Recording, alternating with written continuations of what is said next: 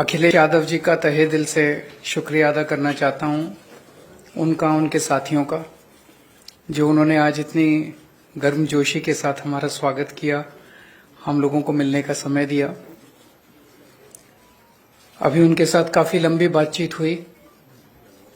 बातचीत का विषय आप लोग जानते ही हैं कि दिल्ली के लोगों ने बहुत लंबा संघर्ष करके, दिल्ली के लोग वोट डालते हैं, वोट डाल के एक सरकार चुनते हैं और उम्मीद करते हैं कि वो सरकार उनके सपनों को, उनकी जरूरतों को पूरा करेगी। और यही हमारा संविधान कहता है, यही भारतीय जनतंत्र है। लेकिन 2015 में जब हमारी सरकार बनी थी दिल्ली में, तो फरवरी में हमारी सरकार बनी और मई के महीने में मात्र 3 महीने बाद मोदी सरकार ने एक नोटिफिकेशन जारी करके हमारी सारी शक्तियां छीन ली। ब्यूरोक्रेट्स के ऊपर जो कंट्रोल होता है एक चुनी हुई सरकार का, अफसरशाही के ऊपर, ऑफिसर्स की ट्रांसफर पोस्टिंग, कोई ऑफिसर काम ना करे तो उसकी डिसिप्लिनरी प्रोसीडिंग्स, गलत काम करे, भ्रष्टाचार करे, उसके खिलाफ एक्शन, नई पोस्ट क्रिएट करना, रेगुलराइजेशन करना, ये सारी जितनी भी शक्तियां थी वो सारी शक्तियां उन्होंने एक नोटिफिकेशन जारी करके छीन ली दिल्ली सरकार से, आम आदमी पार्टी की सरकार से। उसके बावजूद हमने काफी काम किया और इतना काम किया कि अगली बार फिर हम भारी बहुमत से जीते। 70 में से 62 सीट आई हम लोगों की। लेकिन 8 साल की कोर्ट कचहरी की लड़ाई के बाद 11 मई को सुप्रीम कोर्ट की संविधान पीठ ने, कॉन्स्टिट्यूशन बेंच ने 5-0 से फैसला दिया कि सारी शक्तियां चुनी हुई सरकार के पास होनी चाहिए। अगर चुनी हुई सरकार के पास अफसरशाही पे कंट्रोल करने की शक्तियां नहीं होंगी तो वो सरकार काम नहीं कर सकती, चुनी हुई सरकार काम नहीं कर सकती, और ये संविधान के खिलाफ है। बहुत क्लियर ऑर्डर था, स्ट्रांग ऑर्डर था। हमें अपना अधिकार, दिल्ली के लोगों को अपना अधिकार पाने में 8 साल लग गए, लेकिन मोदी जी को 8 दिन लगे। 11 मई को सुप्रीम कोर्ट का ऑर्डर आया और 19 मई को प्रधानमंत्री जी ने अध्यादेश पारित करके सुप्रीम कोर्ट के ऑर्डर को कैंसिल कर दिया, पलट दिया। 19 मई को क्यों किया? 19 मई की शाम को 5 बजे सुप्रीम कोर्ट बंद हो गया, वेकेशन हो गई सुप्रीम कोर्ट की।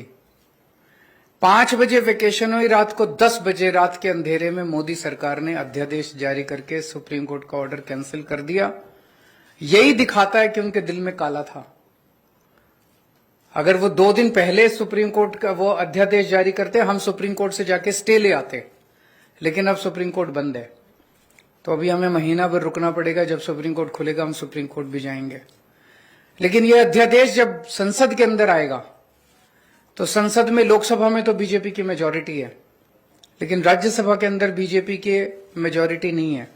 238 में से 93 केवल बीजेपी के हैं। तो अगर सारी नॉन बीजेपी पार्टियां मिल जाएं तो इस अध्यादेश को हराया जा सकता है, इसे गिराया जा सकता है। और अगर ये अध्यादेश गिर गया तो आप ये मान के चलिए कि 2024 का सेमीफाइनल हो जाएगा। राज्यसभा के अंदर अगर इनका अध्यादेश बिल नहीं बन पाता और हार जाता है, पूरे देश में बहुत स्ट्रांग मैसेज जाएगा कि मोदी सरकार दोबारा नहीं आ रही है। मेरी अभी इसमें काफी विस्तार से चर्चा हुई माननीय अखिलेश जी से, और मैं तहे दिल से उनका शुक्रिया अदा करता हूं। दिल्ली के लोगों की तरफ से, दिल्ली के 2 करोड़ लोगों की तरफ से अखिलेश जी का और उनकी समाजवादी पार्टी का मैं शुक्रिया अदा करता हूं कि उन्होंने हमें पूरा आश्वासन दिया है कि राज्यसभा के अंदर जब आएगा तो पूरे समर्थन करेंगे दिल्ली वालों का और इसका विरोध करेंगे। मैं अब अखिलेश जी से रिक्वेस्ट करूंगा कि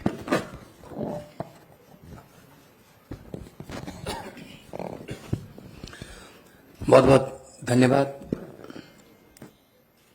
समाजवादी पार्टी के अध्यक्ष और मेरे साथ लोकसभा में 2019 से मेरे साथी रहे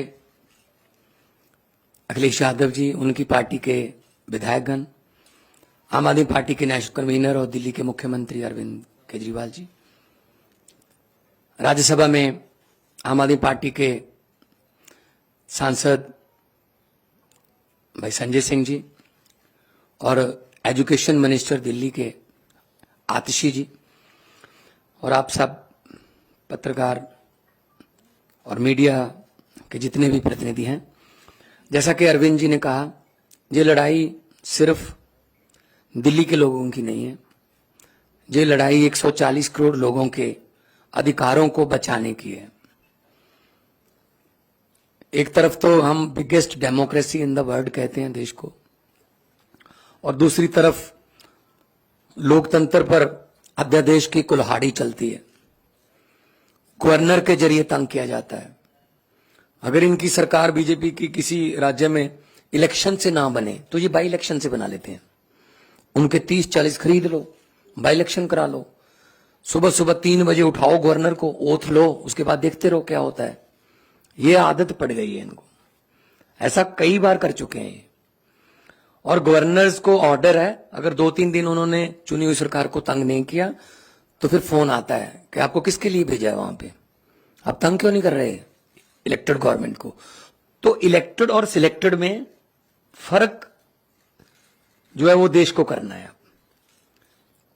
दिल्ली के लोग भी उसी तरह से वोट डालते हैं जैसे यूपी के डालते हैं, पंजाब के डालते हैं। दिल्ली के लोगों, दिल्ली के मंत्री भी वही संविधान की ओथ लेते हैं।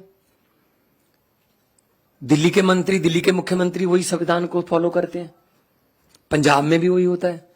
और दिल्ली देश का दिल है, वहां दिल्ली में मूल निवासी जो है दिल्ली में पूरे देश के हैं। यूपी से बहुत से लोग हैं दिल्ली में, पंजाबी बहुत हैं दिल्ली में, कर्नाटका से बहुत लोग हैं दिल्ली में, महाराष्ट्र से हैं, आंध्रा से हैं, उड़ीसा से, बंगाल से, देश के हर हिस्से से लोग दिल्ली में रहते हैं। तो इसका मतलब इन्होंने पूरे देश पर कुल्हाड़ी चलाई है। चलो ये तो एलजी कर रखा है कि फुल स्टेट नहीं है, एलजी वहां पे सरकार रहेगी। फुल स्टेट को कौन सा काम करने देते हैं। मैं अपनी एग्जांपल देता हूं, पंजाब में 117 में से 92 हमारे विधायक हैं, और हमने इस बार बजट सेशन बुलाने के लिए राज्यपाल को पत्र लिखा। उन्होंने कहा जी मैं बजट सेशन बुलाने के लिए आपको इजाजत नहीं दूंगा, पहले आप मेरा ये काम करिए, ये काम करिए। तो हम सुप्रीम कोर्ट गए, सुप्रीम कोर्ट ने कहा कि आपको बजट सेशन बुलाने के लिए इजाजत देनी पड़ेगी। उसके बाद कहा राज्यपाल ने कि जो भाषण मुझे लिख के दिया है, जो विधानसभा में पढ़ना होता है, कहता उसमें मैं माई गवर्नमेंट नहीं कहूंगा। तो जी हम फिर सुप्रीम कोर्ट गए जी, तो सुप्रीम कोर्ट ने कहा you have to read it word by word. मतलब अगर राज्यपाल ये कह रहा है किसी स्टेट का कि ये मेरी गवर्नमेंट नहीं है, तो किसकी गवर्नमेंट है फिर पंजाब में। ये राज्य भवन जो है ये बीजेपी के हेडक्वार्टर बन चुके, और जो राज्यपाल हैं नॉन बीजेपी स्टेट्स के वो स्टार कैंपेनर बन गए हैं बीजेपी के। तो ऐसा पहले अखिलेश जी, उनकी सरकारें भी झेल चुकी हैं। ऐसा किसी भी प्रदेश के लिए अध्यादेश आ सकता है कि जी बस आप खत्म, हम शुरू। तो ये लोकतंत्र कहां गया। अभी अमेरिका के जो व्हाइट हाउस के एक बुला रहे थे, वो कह रहे थे भारत में लोकतंत्र जीवित है। वो व्हाइट हाउस से कह रहे थे, यहां बुलाने की जरूरत है उनको। जिस दिन ट्रंप जी आए थे, उनकी पत्नी ने कहा मैंने दिल्ली के स्कूल देखने हैं, सरकारी स्कूल। तब स्कूल कौन से दिखाए गए, केजरीवाल वाले, एमसीडी वाले नहीं दिखाए गए, क्योंकि उनको पता था क्या हालचाल। तो ऐसे मतलब आप सबको साथ लेके चलिए, सबका साथ सबका विकास। जो जहां चुना गया है उसकी साथ दो। सेंट्रल सरकार के पास शक्तियां हैं, वो राज्यों के अधिकार क्यों छीन रहे हैं। हमारा आरडीएफ का पैसा नहीं दिया अभी तक, हमारा जीएसटी रोक रखा है अभी तक, हमारा नेशनल हेल्थ मिशन का पैसा रोक लेते हैं। हम ये पैसे नहीं देंगे, ये नहीं देंगे, ये नहीं देंगे। ये सरकारें चलती हैं ऐसे क्या। तो ये बहुत ही फेडरल स्ट्रक्चर के लिए बहुत खतरनाक है। और समाजवादी पार्टी आंदोलन से, जेपी आंदोलन से निकले हुए नेता इसमें हैं, और उन्होंने तो बहुत संकट देखे हैं देश पर। तो आज जिस गर्मजोशी से और जिस जो शिद्दत से हमें सम्मान दिया अखिलेश जी ने, हमें इज्जत दी, उसके लिए आप बहुत आभारी हैं। और हमें उम्मीद है कि लोकतंत्र की जो लड़ाई लड़ने के लिए हम इनका साथ लेने के लिए आए हैं, उस लड़ाई में हमारा साथ देंगे। और इस लड़ाई से कोई भगवंत मान, कोई केजरीवाल या कोई अखिलेश जीतेगा नहीं। इस लड़ाई में जीतेगा तो देश की 140 करोड़ जनता जीतेगी। जी अखिलेश भाई।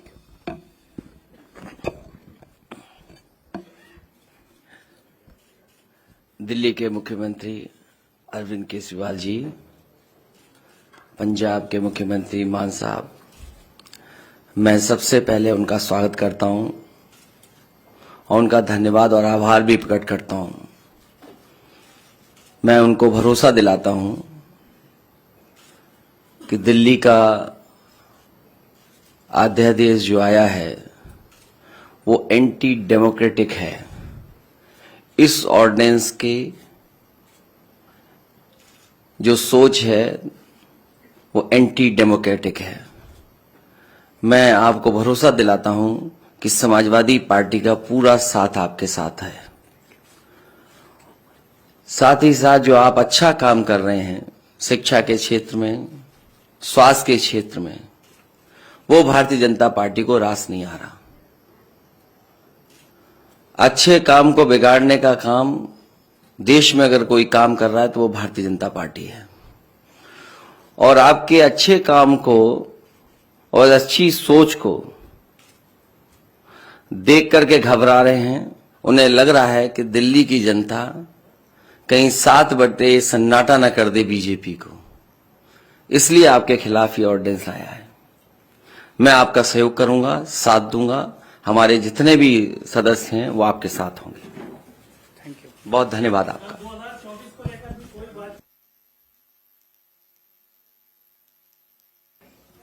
आज उसके बारे में कोई बातचीत नहीं हुई। आज हमारी इस अध्यादेश के बारे में बातचीत हुई। बाकी हम सब लोग साथ हैं। देश को बचाने के लिए हम सब लोगों को मिलकर जो भी करना पड़ेगा हम सब करेंगे।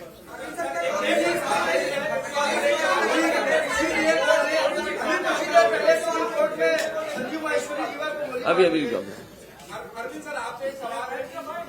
कानून व्यवस्था को लेकर ये सवाल है कि थोड़ी देर पहले ही कोर्ट में एक हत्या हो गई है, 2 लोगों की उसमें जान दे दी गई है। इसके पहले आप मत पूछिए, आप आपसे मत पूछिए। देखिए, आप भी वही पूछ रहे हैं, आप भी वही पूछ रहे हैं। अगर समाजवादी पार्टी कुछ कह देगी तो कहेंगे कि समाजवादियों ने मरवा दिया। बहुत धन्यवाद आपका। ये बात आप समझते हो, इसलिए मुझे बोलना नहीं है। आइए।